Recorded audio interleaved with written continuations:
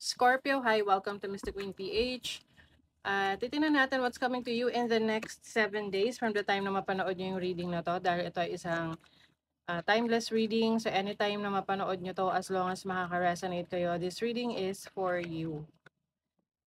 And also, paalala lang, ang reading na to ay general reading, so maaari kayong makarelate. Maaring hindi, just take what resonates. Follow, like, share na rin, subscribe dito sa ating channel. Thank you. Let's see ano ang energies for you. What's coming in the next 7 days for Scorpio. Next 7 days for Scorpio. Oops. Merong ibang card na humalo. Next 7 days for Scorpio. Praying Mantis. Oh, this is about your faith. Yung iyong pananampalataya, paniniwala. Some of you mas nagkakaroon kayo ng malalim na connection sa sarili ninyo.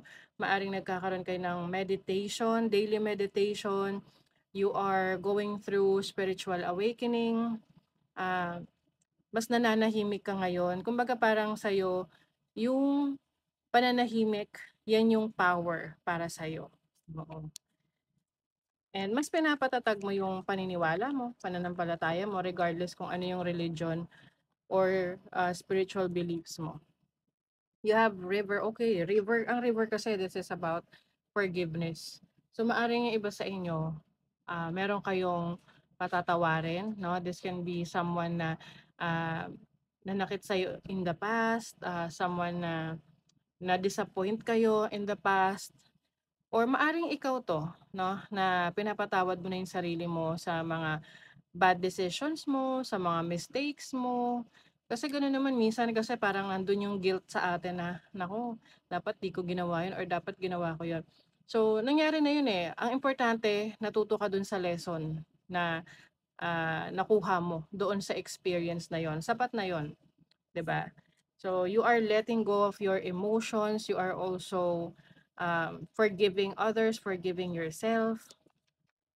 Kumbaga mas nagiging ka, ah, kinder to yourself. Mm. Let's see what else for Scorpio. Overall energy, the moon.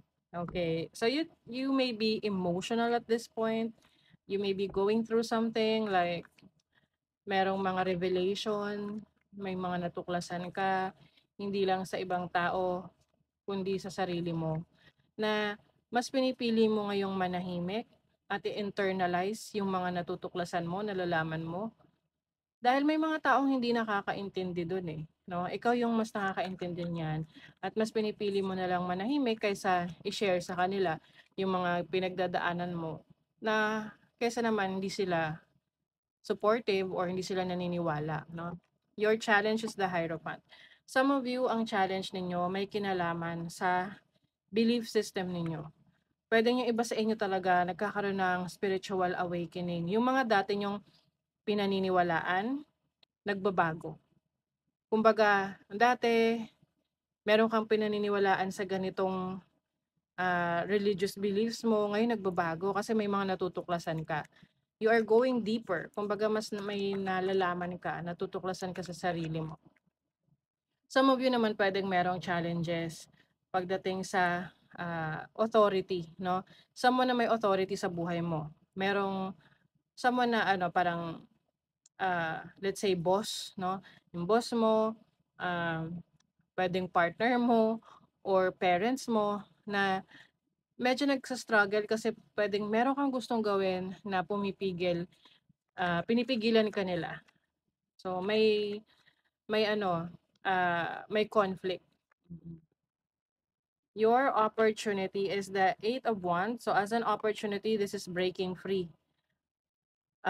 Yung mga limitations mo, yung mga bagay na pumipigil sa'yo na gawin yung gusto mo is finally changing. Kumbaga, umaalis ka dyan sa sitwasyon na yan that is blocking your way, blocking your destination, kumbaga. So, mas nagiging active ka ngayon to make things happen para magawa mo yung talagang goal mo sa buhay. And then your blessing is the Seven of Pentacles. As a blessing, yung mga bagay na hinihintay mo, yung mga sinimulan mo, trinabaho mo, in the next 7 days, makikita mo na yung resulta niyan. Yung mga pinaghirapan mo, ano man yan, may project ka, may business ka, may trabaho ka, may career ka na nasimulan, in the past few months, ngayong, in the next 7 days, makikita mo yung resulta. Kumbaga may mga tinanim ka at nakikita mo na namumunga na sila. Although, hindi pa yan hinog para pitasin. Kaya, ite-test yung patience mo kung kaya mong maghintay pa. Okay?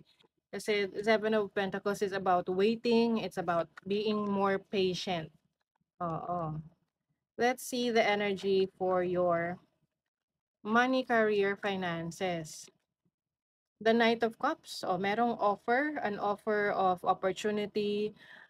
Pwedeng may trabaho na i-offer sa'yo or pwede ring merong business opportunity na i-offer sa'yo. So, nasa sa'yo yan kung iti-take mo. Just make sure na pag-aralan mo munang maigi bago ka mag-commit or pumasok sa mga ganyang sitwasyon.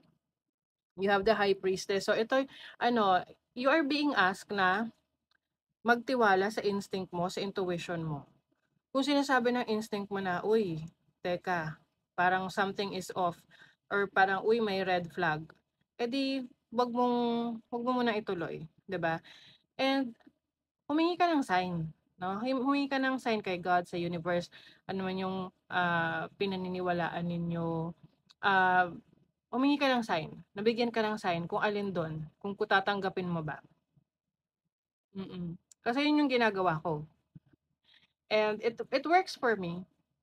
Kasi papakita talaga yan eh. Mas maganda na meron ka talagang connection to the divine, to the source, na continuous or consistent yung communication mo. Whether through prayers yan, or through manifestation. Importante talaga na meron ka doon. So, with the praying mantis, this is about meditation, prayers. So, I think, pagdating sa work mo, trabaho, career, or business, or finances mo, meron ka mga minamanifest ngayon na gusto mong mangyari, isa katuparan mo.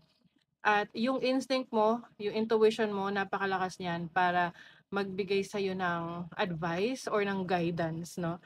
Kung alin, ano ang pipiliin mo at kung ipupurso mo ba o hindi. Sa relationship, Four of Swords, you are healing. Yung iba sa inyo, naka-move on na. Nandun na kayo sa stage na ready na kayo to explore, to go on an adventure. Wow. O, yung mga single dyan, na galing sa failed relationships, ready ka na. Oo. Maaring ngang meron kang makikilala na new person sa buhay mo. Pwedeng ito'y sa bagong trabaho mo, career mo. Kasi yung iba ang ginagawa, no? Lalo na kapag galing sila sa isang failed relationship. Some of them, may binabago talaga sa buhay nila. Nagbabago sila ng career, nagbabago sila ng trabaho or company na pinapasukan. So, hindi naman para sa lahat, but for some of you, ganun. Okay? So, kayo ay nag-heal na from your past. Nag-heal ka na from the failed situations or yung mga relasyon, connection mo na hindi nag-work para sa'yo. You are moving on. Moving forward. Okay, let's see. Patience needed talaga. Meron kang hinihintay ngayon na kailangan mas kapitan mo pa yung pananampalataya mo, yung faith mo. Kasi ibibigay yan sa'yo. Meron kang mga regrets. Ito yung sinasabi ko sa inyo na patatawarin mo yung sarili mo sa mga naging desisyon mo. Kasi tapos na yun eh. Wala ka na magagawa doon. Nangyari na. Ang importante yung lesson na natutunan mo. Now, yung iba sa inyo, mas magko-connect, magne-network kayo. May magandang epekto to sa inyo, yung connection, networking, being connected to the network or community na meron ka.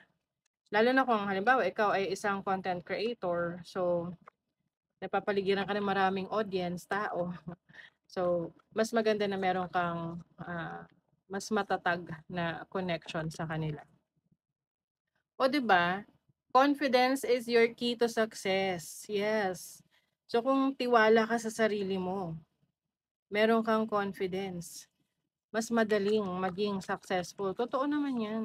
Kasi yung iba yung mga insecurities nila, yun talaga yung nagiging blockage, para maging successful sila. And also, learn how to relax. Chill lang. Kumbaga, 'wag mo masyadong i-overanalyze, i-overthink yung mga nangyayari. Mas maganda pa rin na may time ka para makapag-relax, makapag-unwind. Ayan. So, that is your reading, Scorpio. Thank you so much. See you again.